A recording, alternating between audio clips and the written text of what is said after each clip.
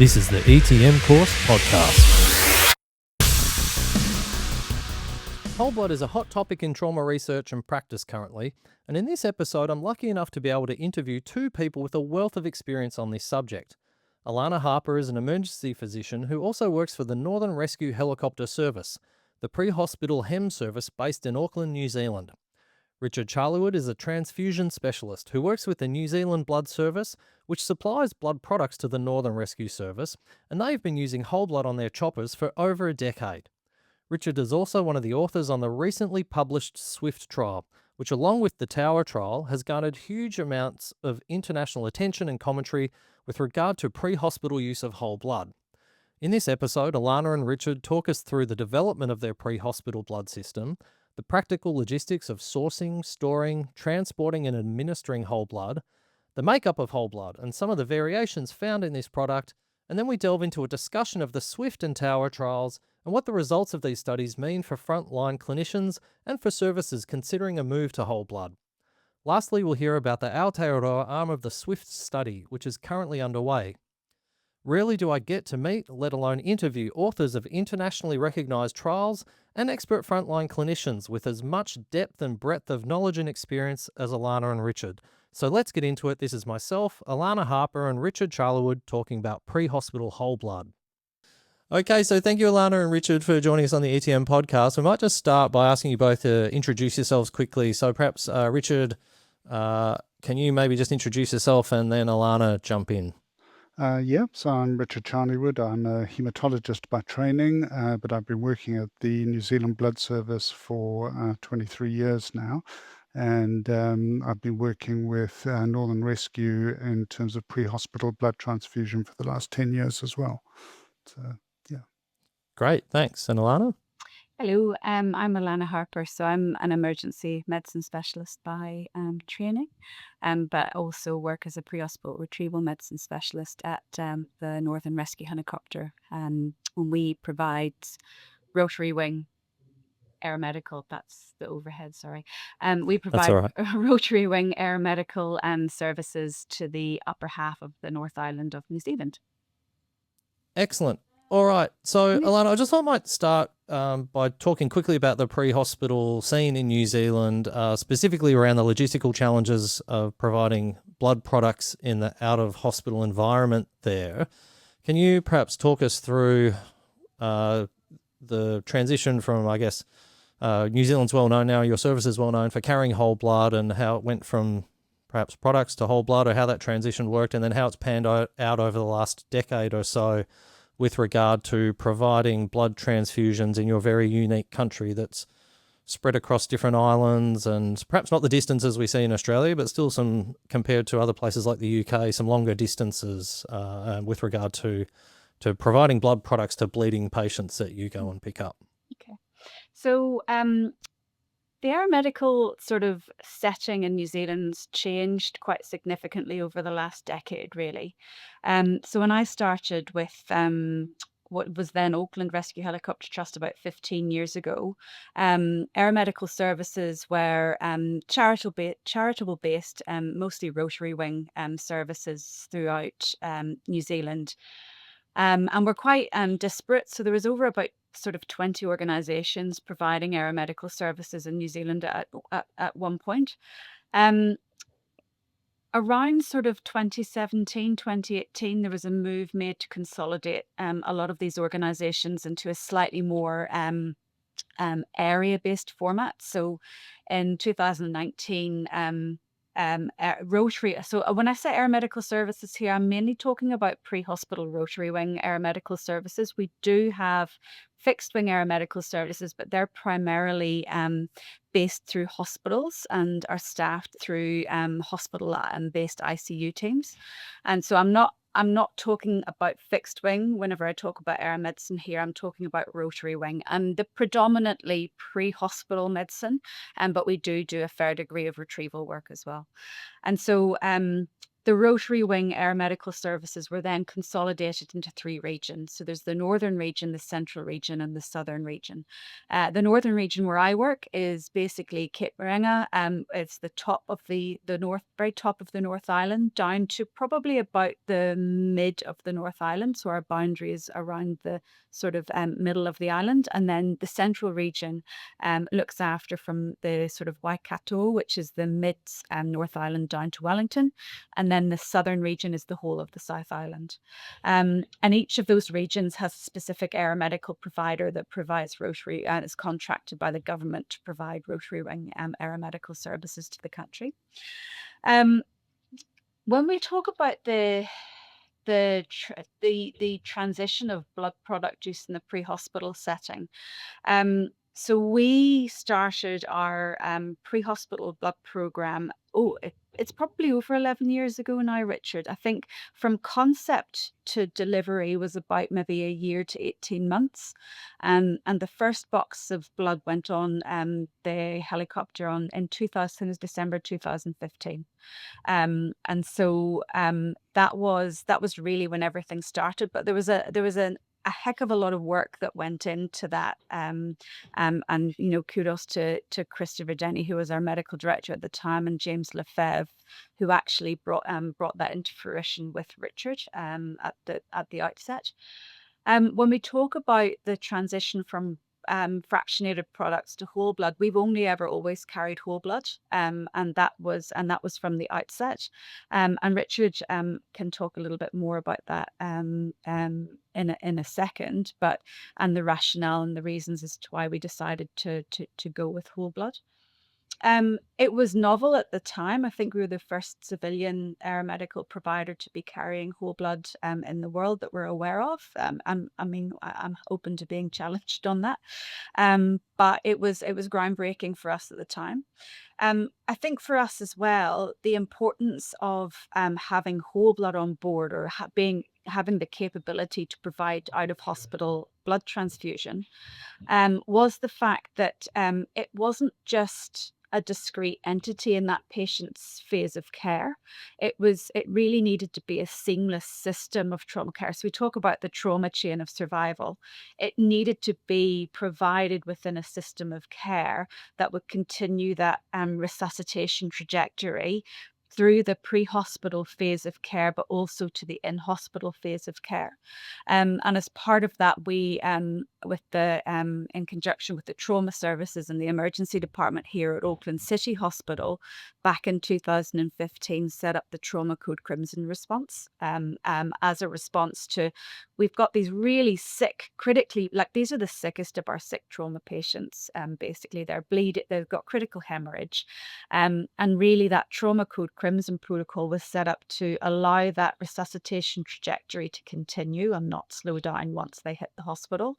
And that really was the advent of senior decision makers being present in the resuscitation area of the hospital to make rapid fire decision making as to where that patient needed to be. And that's basically a seamless trajectory to theatre for their damage control surgery as needed.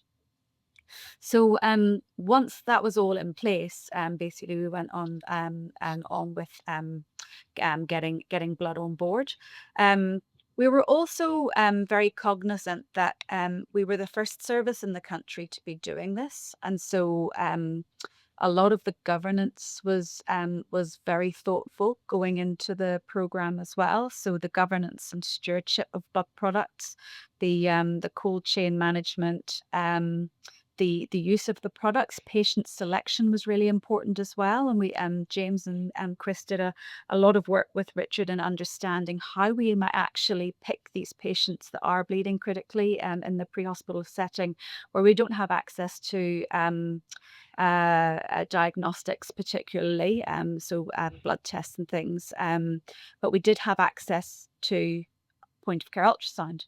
And so again, another novel advent was we were the first aeromedical provider in the country, first pre-hospital provider in the country to bring on board point of care ultrasound. Now, we had a Sonosite Nanomax, which was the size of a small briefcase. Yeah. And, and there was a little bit of can this really be done? But Christiane was a real trailblazer in clinical innovation for us as well. And, and we got around the issues, and we then had an ultrasound. And so part of that then allowed us to actually try and find the patient population that we're going to need blood as well.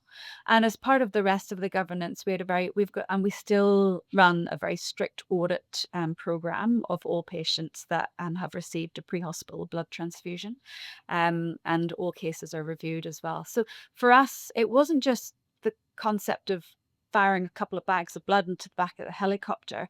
There really was a very important governance process through the whole thing, and that wasn't just necessarily a discrete entity in that patient's care trajectory, but thinking about it as a whole, and more of a systems level view of transfusion, as opposed to but including that patient level view of transfusion as well. Yeah, great. That's a fantastic overview. Thank you. And I think you've touched on some key words there that are great to hear around, because I think when we'll talk about this further in the episode about some of these specifics around trials and results and mortality benefits and things, when you're looking at a very small variable, I guess, whole blood versus products or something like that. Whereas you've mentioned the key words there, I think, around integrating this as part of a system. There's it's part of a link in a bigger system in this patient's journey. There's the audit and governance and quality control and all those other elements that go into making these things happen. I guess, Richard, maybe that's a good segue then to move on and talk about your involvement with the New Zealand Blood Service and its links with the Northern Rescue and those initial days of getting whole blood on board, and how did that play out? Obviously, it's a fair while ago now, I guess. Can you even remember a decade ago how this all started? Yeah, so, excuse me, Auckland Hospital has always had had whole blood, or always had whole blood since the 90s, because it was used for priming pediatric cardiac bypass circuits. So that was its original reason for being. And Auckland, or Starship Hospital, which is part of the Auckland Hospital complex, is the only pediatric cardiac surgery service in New Zealand. So they're the only site that has whole blood as a result. The catch is with pediatric cardiac bypass, you don't want to be priming somebody with a whole lot of potassium. So there is an age limit on pediatric cardiac bypass priming, and that is 5 days. And the unit of whole blood has a 28-day shelf life. So after the 5 days, we were just saying, well, we've got this whole blood. If we've got an actively bleeding patient, let's use it. And so, the general surgery patients, the GI bleeds, whatever, we're getting whole blood if we happen to have it sitting there. They're all O negative units, so they were our desperate units. So when Christiane approached me about carrying blood, we were talking about what can we fit into a box that can go on a helicopter, given that a helicopter is an incredibly space constrained environment. So, well, we've got these whole blood units just sort of sitting around waiting to be used, and he was quite excited at that idea, and so we rolled with it. And it's, there are some advantages to using whole blood in the field, in that you're now having to check only 2 bags instead of 4 if you're going to carry red cells and plasma. So originally we discussed, well, should we just carry red cells? And I thought, well, there is the plasma issue, and we then carry plasma as well, and that creates a whole lot of complexity. And particularly at that stage, I think we only had 24-hour shelf life FFP, so that was going to be very difficult. And then around that time, the Pampa trial came out. I'd have to check the exact timelines on that, but that confirmed that plasma is really important in the pre-hospital setting. So we were quite pleased that we'd gone with with whole blood. So it's just less handling, less checking, less everything for roughly the same product that you're transfusing. So, Alana, just to flick back quickly then in your decision making around administration of whole blood in the pre-hospital scene, obviously we're mostly interested in trauma here, and that would be a large population that you would administer this to. Do you have the same blood protocols for other bleeding patients, for example, your GI bleeds, obstetrics, those sorts of things? Yeah, I mean, I primarily talked about critical hemorrhage and trauma, as you've picked up, but our blood products are used for all patients who are bleeding.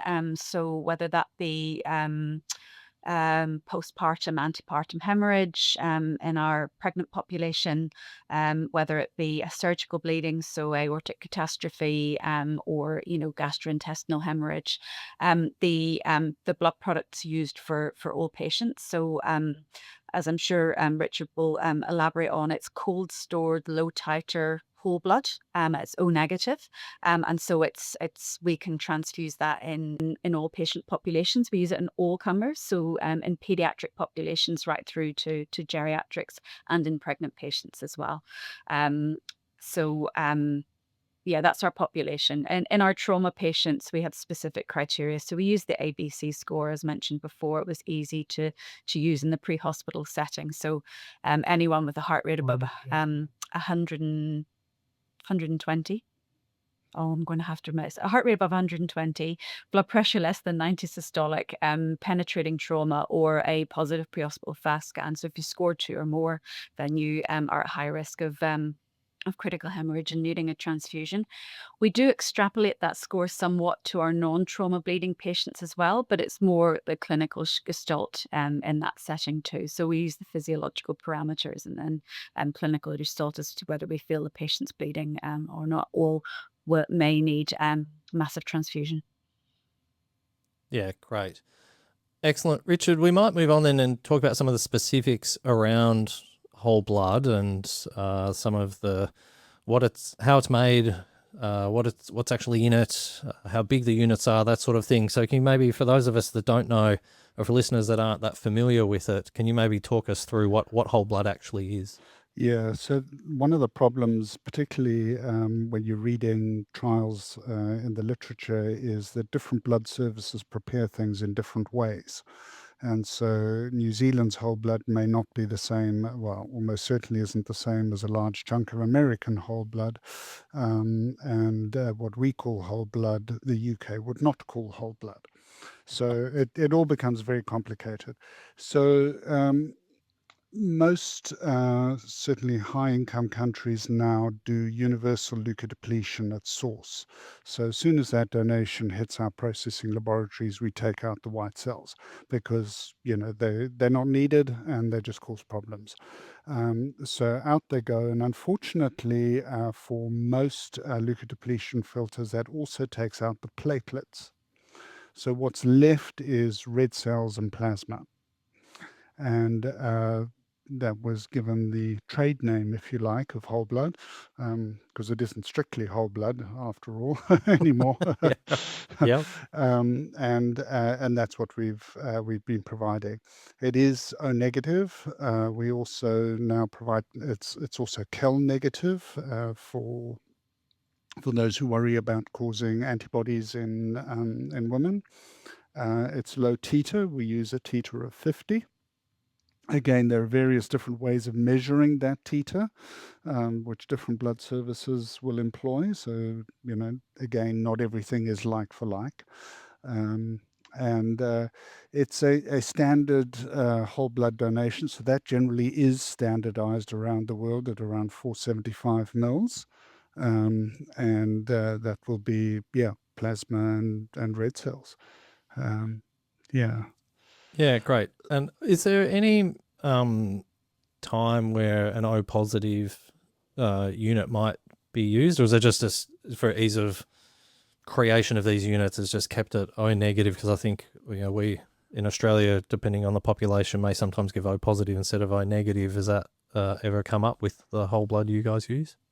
Yeah, so the issue that we face here is we don't know who the recipient's going to be.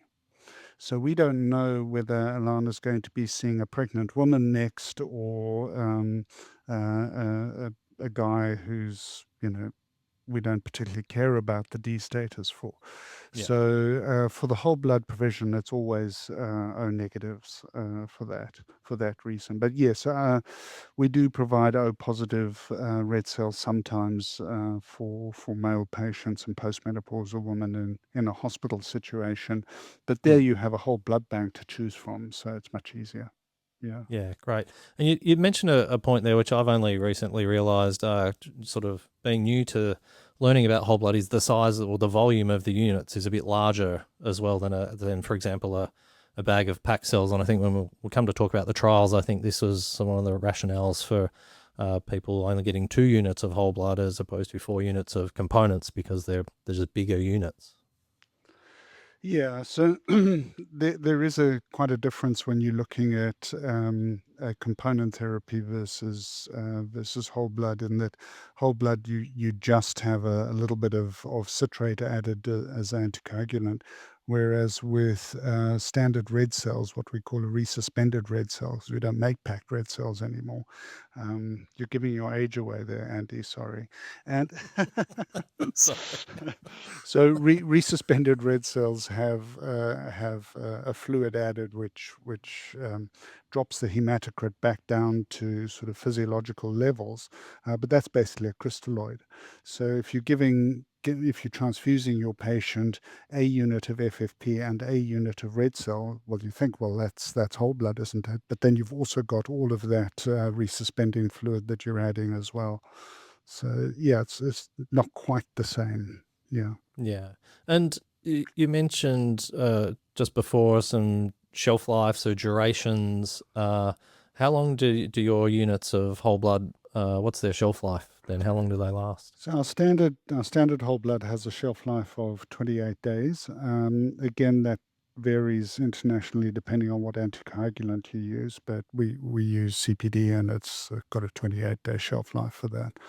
So yeah. And Alana, do you find you use enough that you're not returning it to the blood bank, or it's not expiring on base, or do you have enough turnover in your system? So we're pretty careful with our cold chain in that we actually return the blood within its expiration period. So it's stored on base within Credo cooler boxes, which is then also stored in the fridge for like a double layer of security. But when we were setting everything up, we evaluated and certified the credos to keep the blood cold in the cooler in the back of an aircraft outside in the sun for 72 hours. So it was keeping the blood at temperature within the boxes, outside of any other, environmental control for 72 hours. And then we brought that back to 48 to give us an extra wee bit of fudge factor. So basically what we're doing is we take the blood out of the general circulating pool in the hospital. It sits at base for 48 hours, goes out on all missions, but within that 48-hour time frame, it comes back and gets recirculated into the general pool of the hospital, and in the attempt to try and reduce wastage. And I don't think we've wasted that much over the last sort Very of 10, little. 11 years. I think it's, what, 5 units or something like that? Yeah, it's a handful. The wastage has been remarkable. I think part of that is that I don't know how familiar you are with the Credo. Are we allowed to use trade names? Because that is a trade name. Yeah.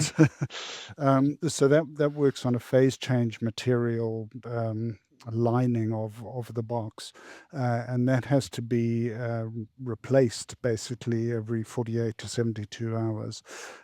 So Northern Rescue bring that whole box back to the blood bank, who store the replacement liners. And then when the box comes back to have the liners done, the blood bank will have a look at the unit and see how much time is left on its expiry, and then either bring it back into circulation in the hospital, or just put it back into the new box. So Yeah, the helicopter service has been remarkable in how carefully it's looked after the blood, and wastage has been very good. That's What, quite impressive. I've done some retrieval up in the Northern Territory in Australia where it's quite hot, and we have to be super careful about the cold chain with the blood. We only used red cells up there, but you've got to be very strict about your refrigeration, your monitoring of that on base, your auditing of it, the keeping that cold chain in the esky and how long it's out for, and opening or closing it, and all those things need to be really closely monitored, don't they, for this system to work? Yeah, so we pack a data logger with every box, and when the box comes back to the blood bank, they download the data from that, have a look at it, make sure everything's okay, and that's not been a problem at all. Yeah, Our boxes. the one time it's a problem, and the one time it did lead to wastage, and this was a really good insight for me into simulations, was that the team had been trained on a box, and they'd had sort of fake blood and all the paperwork and so on, and the great training was fine, but you don't put a data logger in a training box, do you? So the first time the unit went out for real and it had a data logger in it, the data logger got lost because it wasn't part of the original sim. So it's attention to those Right. little details that make a difference. Yeah. So we now have 2 Oh, no. expired data loggers in our sim box, and Right. people remember to bring them back. So people Um, know what they are and don't just think Yeah. they're a bit of sim kit and throw it out. Oh, Mm. but gosh. we will not open the boxes until we are actively making a decision to transfuse a patient. So the boxes remain closed; they don't get opened for checking or anything like that. And if a box is opened and the blood's not used, it's returned immediately to blood bank for checking of the data loggers to see if there's been any temperature excursions, things like that. I think that's only ever happened once, though, that I can remember, is a box was opened, and then by a non-clinician. I think it was opened by police or fire, something like that. The blood wasn't used; it was returned to base. It was recognised that the tag had been disrupted, so the blood got then returned to blood services immediately, and everything was checked. So Yeah, and I think that demonstrates an intact system that's working really well. If you've got that degree of monitoring going on and little those tags, data loggers, auditing, checking by the blood bank, those sorts of things, I think that's a sign of a really good system working well. I think that's what it's designed to catch, isn't it? It does freak people out a little that they have to take that box on trust. And so what we do at our blood bank is the paramedics can actually see the units being packed. They can check them at the time that they're being packed. So they can then stand up, put their hand up and say, yes, there really are 2 units of blood in there.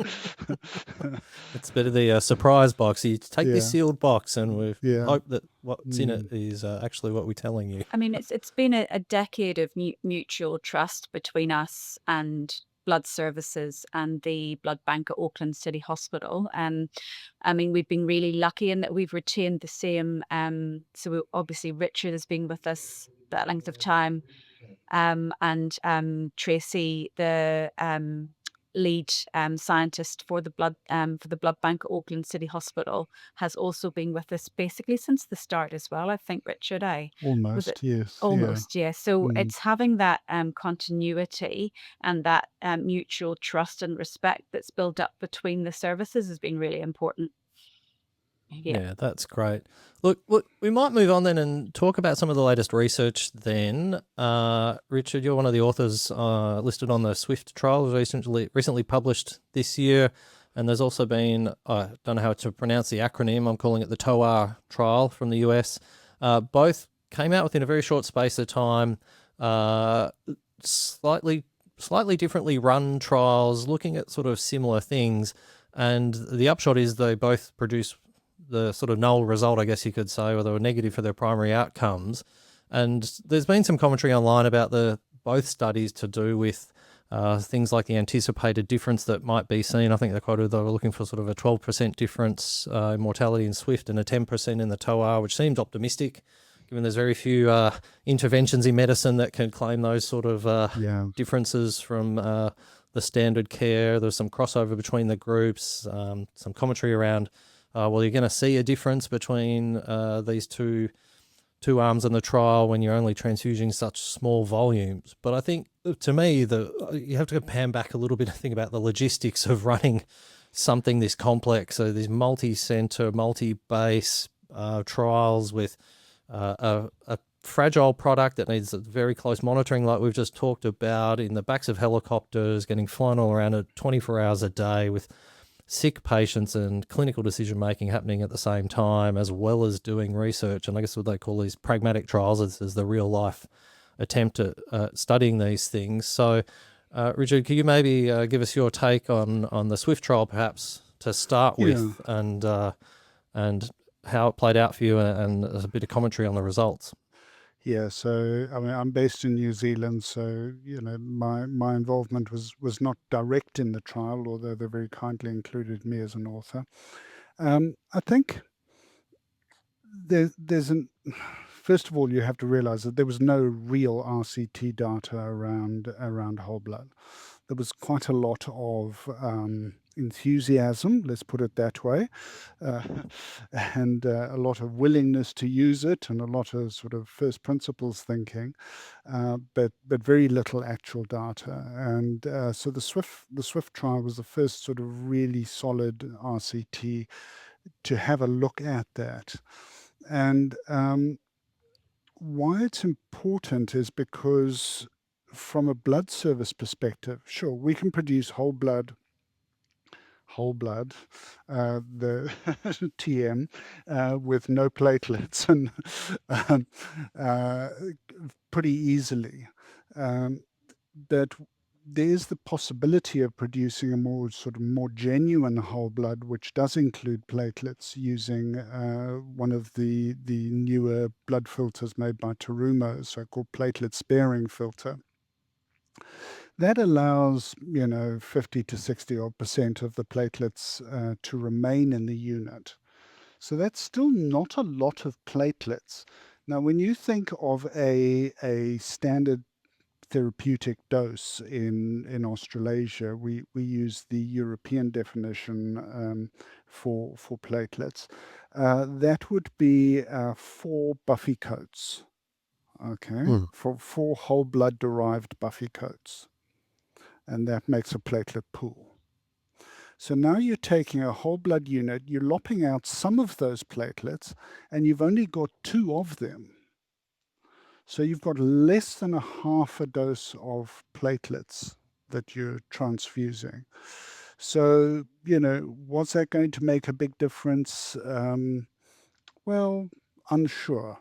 So when you design a trial like this, you can either say, well, let's show that at least it's equivalent to component therapy. That'd be a good start, okay? Because there are some real-world advantages to how you look after patients if you're not having to hassle with, too many other things, your sort of cognitive overload. But it costs money for those filters. It costs the blood service a whole different processing stream, etc. So there is a real-world cost to going with the platelet-rich whole blood. And that's why it was designed as a superiority trial rather than a non-inferiority. So I think if you'd looked at it as a non-inferiority approach, then yes, it's fine. It's safe to use. There's no problem using it. So from a procedural perspective, I think then it's perfectly fine to use it. I think something else that people often don't necessarily think about when they're looking at these trials is that we do a lot of things to reduce relatively rare occurrences. So at an extreme end, we do an awful lot of HIV nucleic acid testing. Okay, so looking for the HIV RNA. We've been testing that in New Zealand for must be 25 years now. Okay, we have not yet found a single HIV antibody negative, HIV RNA positive donor. Not one in 25 years. but we're still going to do it. Yeah. So yes, I get that you have to do RCTs and you've got 700 odd patients in each arm and so on, but it is hard to make a decision as to, yes, the product itself probably hasn't made a substantial difference to the patient. But when you look at things like the cognitive overload of having to deal with a complicated patient, will that make a difference to the occasional patient? And I don't know the answer to that. Alana can answer that one. But I yeah, mean, when working in small crews of 2, and I can think of a patient I looked after recently where it was just myself and the critical care paramedic and a patient that was severely injured in the rural far north of New Zealand in a farming accident. I mean, this patient needed advanced airway, needed intubation for respiratory failure for a significant crush injury to his chest, he needed bilateral finger thoracostomies, he needed blood transfusion, he needed intravenous lines. And when you're doing that, as 2 people with the help of a very, very capable emergency medicine technician crew, so 2 EMTs as well, it's cognitively can be overwhelming when you're trying to direct, lead, and do all at the same time. So actually just being able to hang a single unit of blood, stick it on a bale hook, and put that on the shed wall and forget about it whilst I'm doing everything else is really, really helpful. From a just a general practice perspective, a general practicing perspective. Yeah, great. And sorry, go ahead, Richard. The other thing, just to mention, I mean, the filter does cost money, etc. So there is an extra cost to the blood service to providing this. SWiFT hasn't put out its economic analysis of this yet. So one of the reasons that it was felt was worthwhile doing this was that it wouldn't actually take very much of a mortality benefit signal to make this cost effective. If you think about how expensive it is to care for a severely injured patient, Think a about filter is nothing 10 minutes that. of aviation fuel in a helicopter. Not even. No, exactly. So it doesn't take an awfully big signal for the filter to actually still be cost effective. But I'm not sure that we have the funding or the will to run a big enough trial to pick up such a small difference to say, yes, this is worthwhile. I guess that's the... Oh, sorry, go ahead. Yeah. I mean, having said that, TOWAR did their trial, and which was very similar results. They had a complete mix of different types of whole blood, non-leukodepleted, leukodepleted, etc. But similar results. But yeah, so you could say, well, we've expanded the size of the RCT pool, if you were to do a meta-analysis on that. And SWiFT, I think, is planning on doing a meta-analysis soon, and seeing if they can get patient-level data to support that, and see if we can get a bigger, effectively, RCT out of that. Yeah. Yeah, look, thanks for clarifying that, because I think that's one of the things they use this phrase, leukocyte deplete, platelet rich, which sounds like there's lots of platelets, but I think you've clarified there that even with that filter, you're still reducing the platelets compared to normal blood, but there's more than there would be if you were using any other product. It's platelet rich compared to 0 platelets. Yeah, yes, exactly. And they're getting it earlier in their transfusion journey within sort of the and it's in our sort of critical bleeding bundle. I mean, we're obviously giving 1-to-1 sort of balance, attempting for sort of balanced product resuscitation. Once they go up to theta, they'll have TEG or ROTEM, which will then sort of individualize that to the patient a little bit more as well. However, the platelets are usually once in the protocol, the platelets are usually actually once they've had their whole blood volume almost replaced. And that's when the platelets are starting to come in, and it's usually sort of around 8 to 10 units of packed of red cells, and the 8 to 10 units of FFP, and then you're getting in your pooled 4 units of platelets. So it's 1 to 1 to 1, but it's coming a little bit later down. So with the platelet rich or enriched whole blood, you're getting your platelets a little bit early in your transfusion, in the critical hemorrhage transfusion protocol. And Richard, do you think the amount of plasma in these units is enough to make a difference as well with regard to coagulopathy or things like that? Yeah. So the plasma itself is, depending on how old that plasma is, won't have 100% of the clotting factor. So it's not going to be like a freshly thawed unit that will have close to 100% of your clotting factors. Some of the clotting factors are well maintained, like fibrinogen is pretty rock solid throughout. But the other clotting factors drop to sort of nearer 50-60%.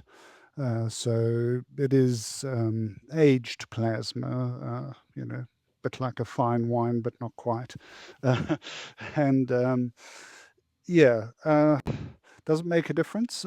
Well, the Pamper trial seemed to think it does, in terms of providing plasma, whether the whole blood plasma, which has slightly less clotting factors in it than the Pamper trial does.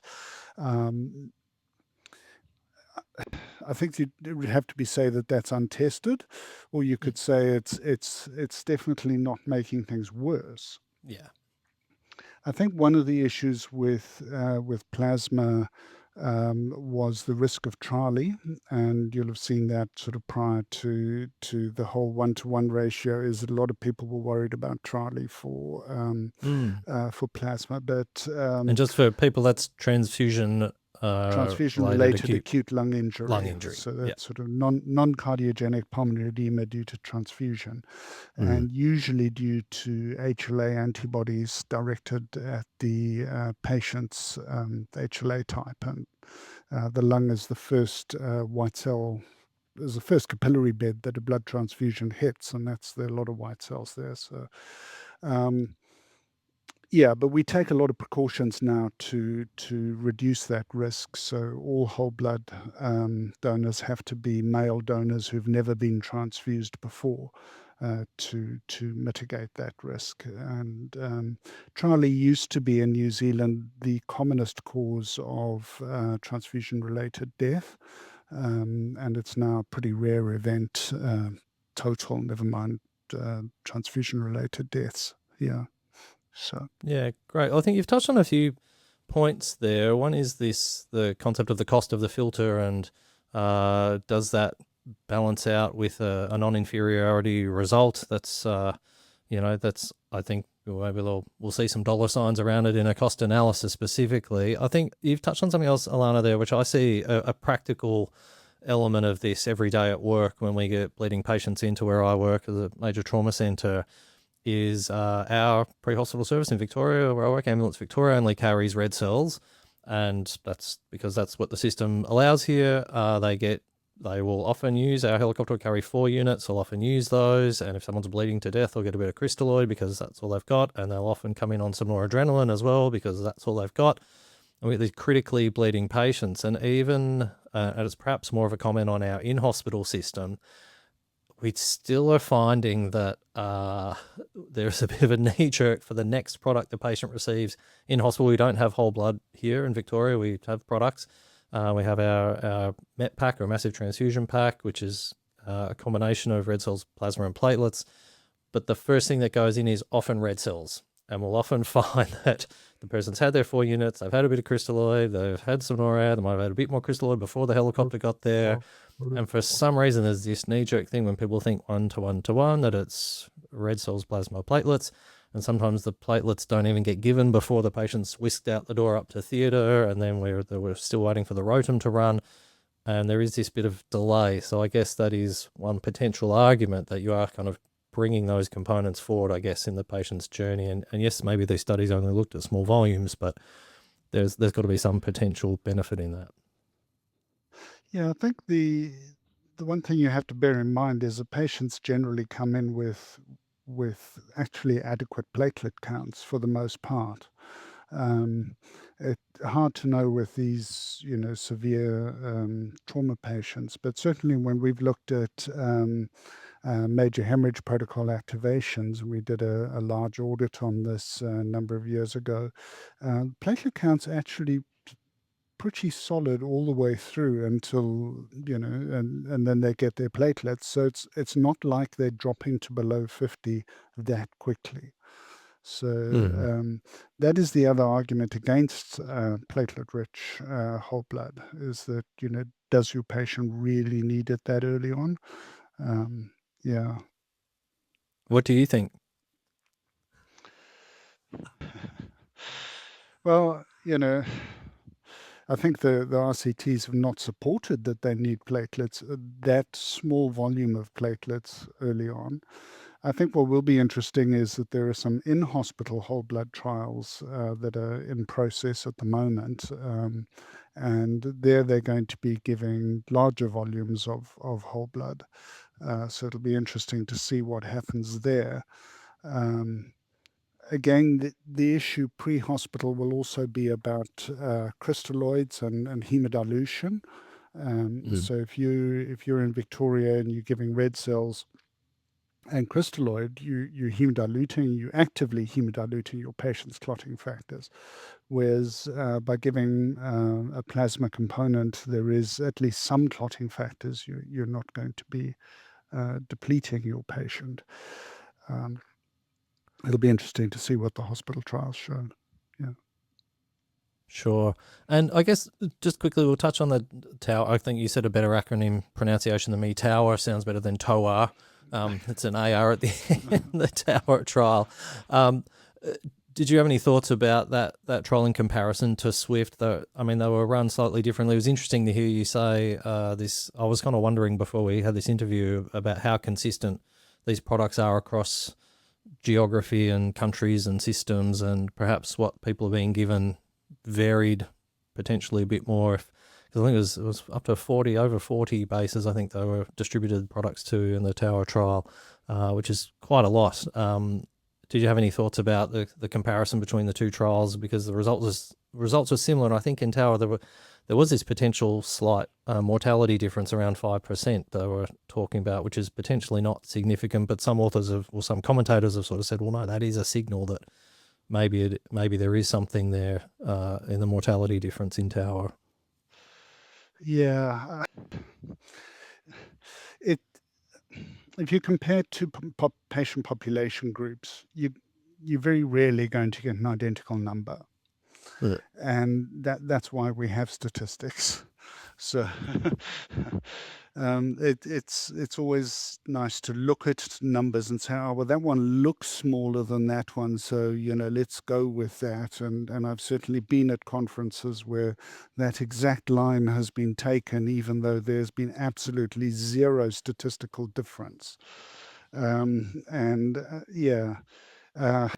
I think that's where you need the bigger data sets. That's where the meta-analyses kick in, as they can start teasing out those kind of things. The Canadians are doing a whole blood trial as well, and so we'll be getting their data as well. Although that'll be a much smaller one, but it'll be adding to everything. I think it's just too early to say. I think what you can say is that whole blood is safe. There's no problem with using whole blood. If it suits your service, I think go for it. Why not? There's some sort of theoretical advantages to it.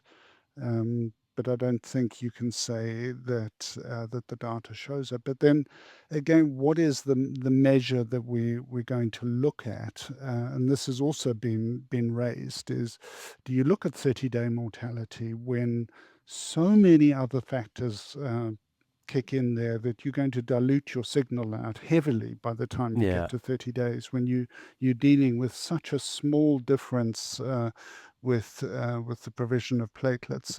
We're only looking to pick up a $50 quality difference.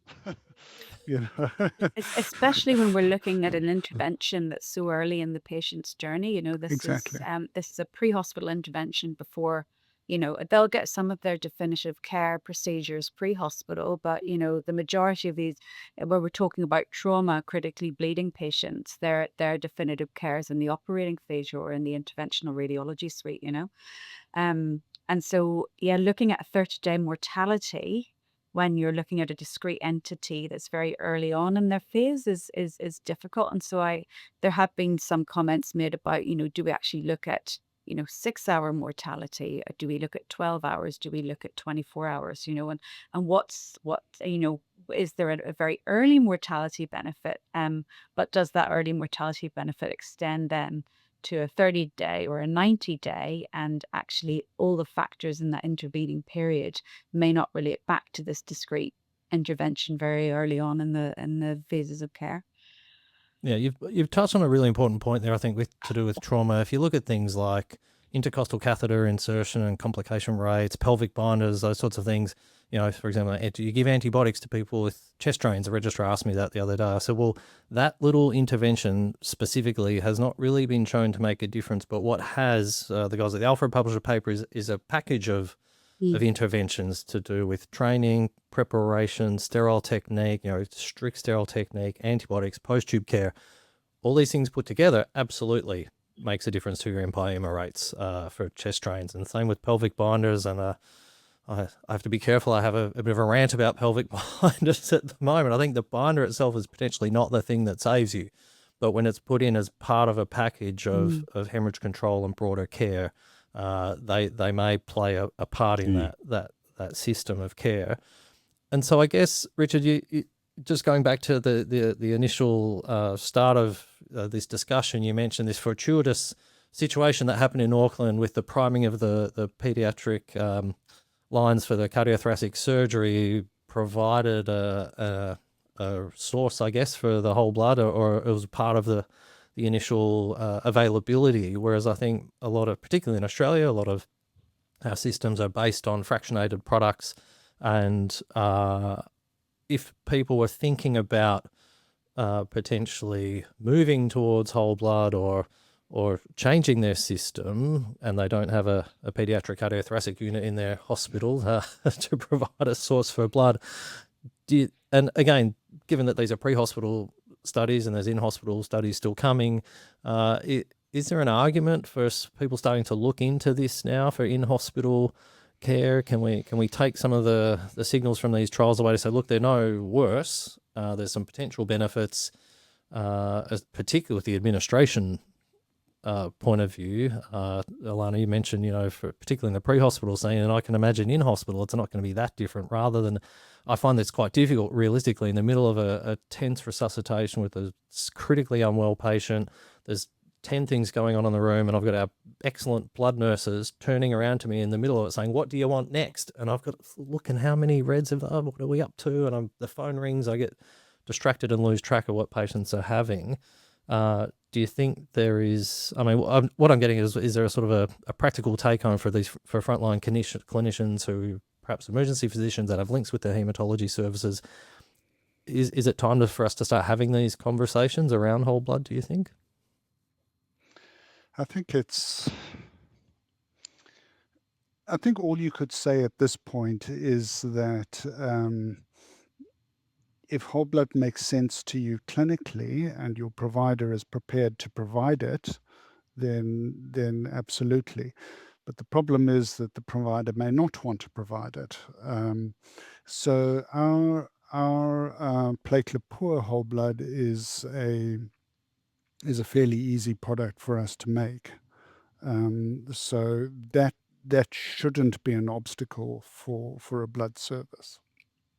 Platelet-rich whole blood is less easy to make for a variety of reasons, and So blood services are going to be less willing to go for platelet-rich whole blood without either showing us the money or or showing us the data. And given that the data isn't there, and that depending on your environment, the money may not be either, you're going to struggle to get the blood services to be persuaded to provide that. I Well, think I think that might be one it. Oh, thing, sorry, go just ahead. to touch on just briefly on the SWiFT trial and TOWAR trial and any pre-hospital trial that possibly hasn't come through, is just how heterogeneous the patient population is. So with the SWiFT trial, you're talking a lot of blunt trauma, good chunk of stabbings, all sorts of different conditions, varied times to hospital, although they were generally fairly quick. SWiFT did say that the SWiFT trial didn't show any difference with the longer times of transport times, but you're still not looking Australia level length of time. You're looking to, 10 to 40 minutes kind of time frames for SWiFT. But I think if you're in rural Australia, things may be very different, and it would be really interesting to do a trial with the flying doctors and see what they find. But I think why I mention that is you've got a very heterogeneous group of patients and a limited number of patients entering a trial, whatever trial you do. That's different to in-hospital patients, in-hospital trials, where you have a far more curated set of patients, and you can say with far more precision, this group of patients does or does not benefit, and you can tease out the signals of benefit far more easily because your two patient populations are that much more similar. Great. Look, I think in the interest of time, I could keep talking about this all day, but I think there's probably a good segue point to move on. You've mentioned a couple of things there about the difficulties of the platelet-rich versus platelet-poor and distances, which leads me to talk about the SWiFT Aotearoa trial, which is looking at some of these questions specifically. Perhaps could you just give us a quick two-line overview of this arm of the SWiFT trial? And I think there was an initial, correct me if I'm wrong, I think there was an initial idea that the New Zealand data would be incorporated into the main SWiFT trial, but they recruited too quickly, which is great for the trial, perhaps not great for the poor patients that were getting injured at that rate to for them to fulfill their numbers in that trial. But it means you guys sort of got left out initially. So can you maybe talk about some of the logistics around the running of the trial, where you're up to, and what you're Stunning looking at? segue, Andy. Love it. Yes. So initially, we got contacted by Laura Green, who is the PI for the SWiFT UK trial. I think Richard and Laura got chatting at a conference. I believe one, and Richard, correct me if I'm wrong, but I believe one of the initial instances was to have actually us as an international arm to the SWiFT UK trial. And that Yep. also included an international arm in Canada as well. And so we came on board. We got ethics through to be part of SWiFT UK. So we went through that process. And part of the thing was, I think they did an initial analysis about the sample size calculations for SWiFT UK. And then they, and that was as we've mentioned, looking at various things. But then I think they looked again after they'd enrolled 300 trial candidates, and they actually increased their number needed to be enrolled based on some of the outcomes there, because they excluded cardiac arrest patients and things like that as well. And so they then increased the number needed to be enrolled. And I think that was part of the discussion as to bringing in sort of the international arms. But actually, they recruited really quickly, like ridiculously quickly. And I think possibly London Hems has a bit to answer for there as well with their trauma too, that Yeah. they're wonderful at looking after. So we then weren't needed. Canada wasn't needed. And so we then went back and sort of reevaluated as to whether we actually still wanted to look at this in a New Zealand population. And the main differences being that our population is way less penetrating trauma. I think in our recent, I was looking at the Australia New Zealand annual trauma report that was just released a week or so ago, and it's about 3.5% across Australia and New Zealand is penetrating trauma. So the vast majority of the patients that we look after are blunt trauma, which is quite different. The other thing as well is we were looking at our distance to definitive care, so the time and distance patients take to get from scene to the definitive care. And I think for us, we audited, and I think for our more rural patients, it's probably around 50 minutes. I can't remember the exact number, but I think it was 45 or 50 minutes to get from scene to definitive care. And there's some evidence in subgroup analyses that actually transport times of over 20 minutes are associated with a higher need for pre-hospital blood transfusion. So that was an important factor for us as well. The third important factor for us really is to understand for our Māori and Pacific population, Māori and Pacifica populations, but in particular our Māori populations who by default live rurally and are represented higher in our trauma statistics, and also don't tend to get the trauma care and the transfer to the definitive hospital as their first hospital of care in the same way that our other patients would. So there's significant differences in the care that our Māori trauma care that our Māori patients experience.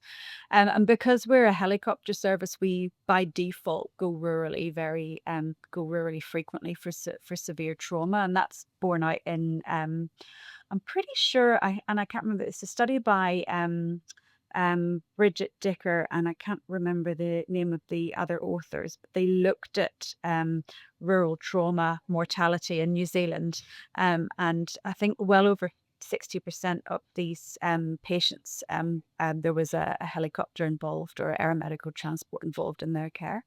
So it's a really high proportion. Anything else I've missed out, Richard, on what we were thinking about? The other thing was the economic analysis, so whether or not it was going to be of cost benefit for us to produce this platelet-enriched whole blood product for New Zealand. That'd be right, Richard? Yeah, so I think we put the economic analysis on hold at the moment for the part one of this trial. So at this stage, it's a feasibility trial to see if we can actually sustain this. We need to look at the wastage of this. So that becomes quite complicated now for us because platelet-rich whole blood is not a fully registered product. So that means it can only be used in the trial. So we are seeing a lot more wastage of blood through that. But so that's not a valid comparison. But we will certainly be looking at, we are certainly looking at the wastage of standard whole blood, seeing how that compares. But hopefully, if we can get the trial to work, and if there's still an interest, then we'd be looking at extending that to the rest of New Zealand, if possible. And if you can persuade Lifeblood to make you some whole blood, we'd be very interested in you joining us.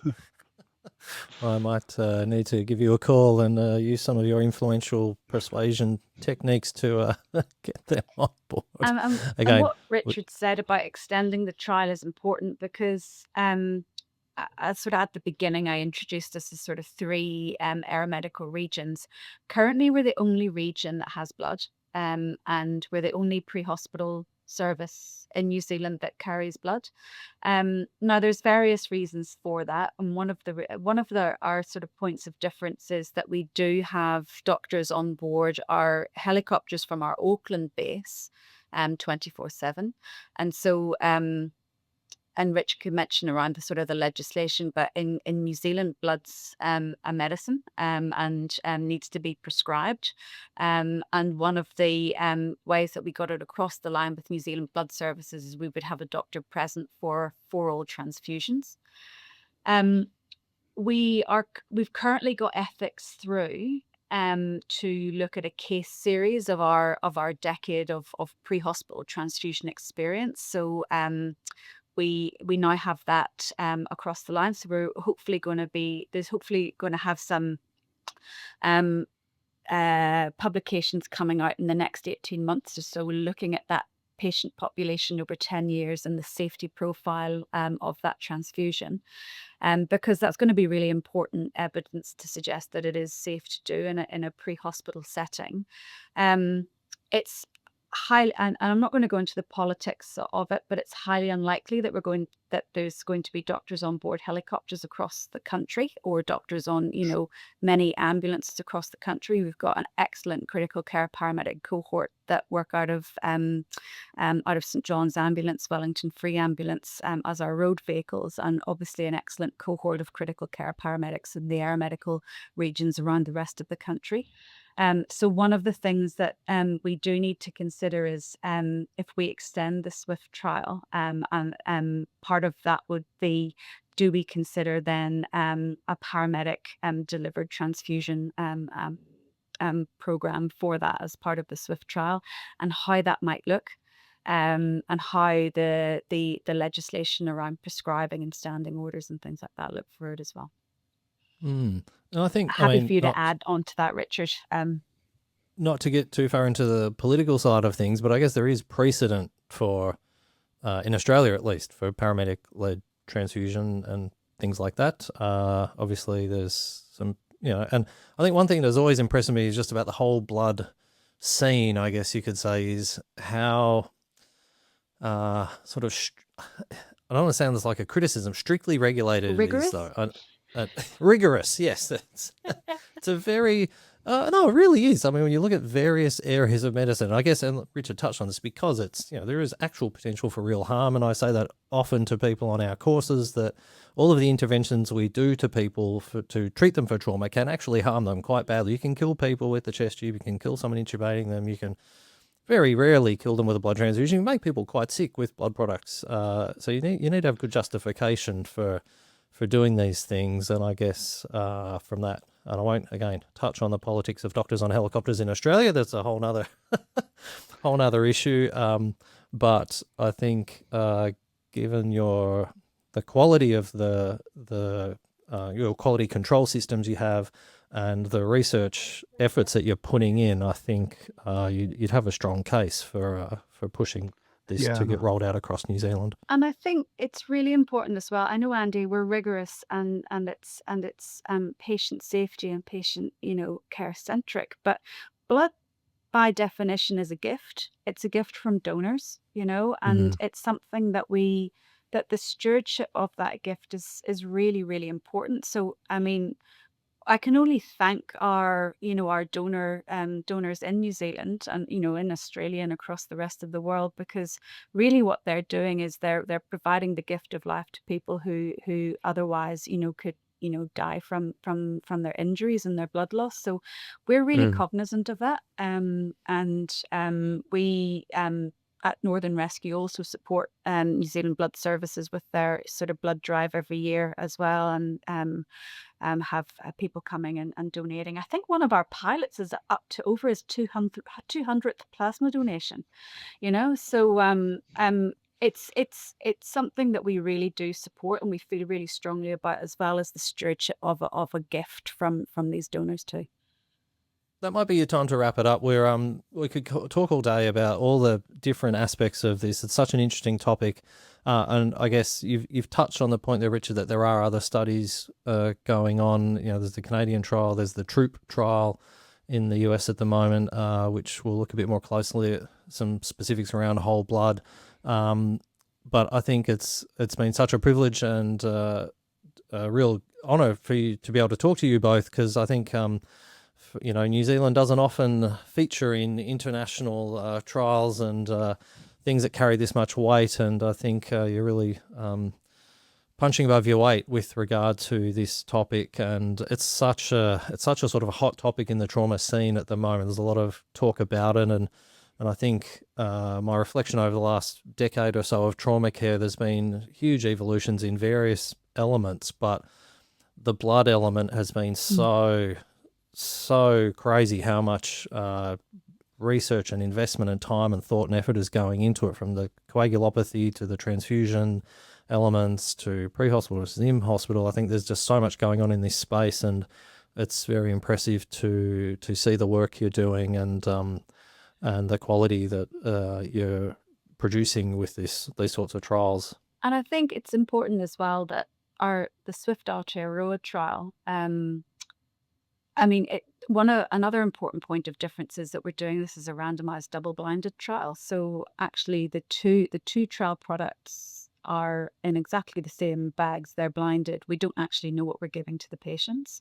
And I know it's a small patient cohort of 60 for a feasibility study, but it's quite exciting that we can actually do this as a blinded trial and sort of remove that bit of bias from it as well, that we're almost it's not a like for like product, as Rich has mentioned. There is differences in the product itself, but we don't know what we're giving the patients. So actually bringing it back to that in that sort of trial and rigorousness is important as well, I think. Yeah, amazing. Well, I hope it goes well, and hopefully the feasibility element works out, and it leads to more research in this space, which I'm sure you'll both have a lot to do with. And again, I had a bunch more questions, but I think we should probably wrap it up. We could, like I said, we could talk all day. I did want to talk about things to do with sort of point of care coagulation testing and other decision-making strategies in pre-hospital blood administration, and this concept of massive transfusion as opposed to sort of small resuscitative volumes and differences around that. But I think that's potentially a topic for a future episode. We could come back and touch base again in the future. I always ask people at the end, is there any questions I haven't asked that I should have? Is there any other sort of final comments you'd like to make about this topic? I'll leave you with one, Andy. So this is just a question for you to mull over. So we know that when we provide red cells for transfusion, that we've depleted all their 2,3-DPG, because that's what happens in storage. We know from our hematology patients that it takes probably a couple of days for the 2,3-DPG to recover. So if you talk to a hematology patient straight after their transfusion, if they're polite, they'll say, oh, it made such a big difference. If they're accurate, they'll say, I feel no different, but in 2 days' time, I will feel much better. So what are we actually doing with our pre-hospital transfusions, with any red cell transfusions for active bleeding? That's a good question. We'll let that hang for the audience there. Everyone have a good hard think about it. We think we're doing the right thing. It doesn't matter. We're doing something good for the patient. That's I have some theories, but you'll have to invite me back for that. Yeah. Okay, great. Well, there you go. You've planted yourself for a future episode. Look, I think it's a great note to wrap it up on then. Thank you both so much for your time, and I'm sure people will find this exceptionally interesting and useful to hear this topic pulled apart, because like I said, there's talk about it at my hospital on the courses we're running. People are asking about whole blood and a lot of the logistics around it and things. So it's such a privilege to hear the first-hand experience from you both, from the early days, the creation and the setup of your system, to the ongoing QA and the practical logistics of actually delivering these things at quite remote, difficult scenes sometimes, and also hearing about the research and science element behind it. It's a real privilege to have chatted with you both. So thanks for coming on the podcast. Thank you for inviting us. Thank you. I'd like to extend my huge thanks again to Alana and Richard for taking the time to speak with me today. It was such an eye-opening interview and a real privilege to hear firsthand about not only the science, but the practical reality of administration of whole blood in the pre-hospital scene in New Zealand. Bleeding and transfusion is such a huge topic in trauma, and there's been so much research pumped out in the last several years that it's hard to keep abreast of everything that's going on in this space. So I hope you found that episode as interesting and useful as I did. I think I'll definitely be hitting Alana and Richard up again in the future to talk more about bleeding and transfusion in trauma, because there's just so much to cover, and we'll be keeping an eye out for the results of their feasibility study once published. The year is flying by and places on the ETM course are selling fast. If you're thinking about doing the course, please don't wait. Register today. If you want to take things up a notch, you can do the ETM Advanced course. However, all places for this course are currently sold out for 2026. Places for next year will be announced soon, so keep an eye on our website and register quickly to avoid disappointment, because it's been extremely popular and it will sell out again. Same goes for our PTM or Pediatric Trauma Management course. This is proving extremely popular. There are very few places left this year, but don't fret because there'll be more PTM courses next year. Lastly, if you haven't done the TOCS course at etmonline.com, I can thoroughly recommend it. While there, you can also register your interest for our upcoming Adult Procedural Sedation course, which should be launched soon. Thanks again for listening to the ETM podcast, and we'll catch you in the next episode.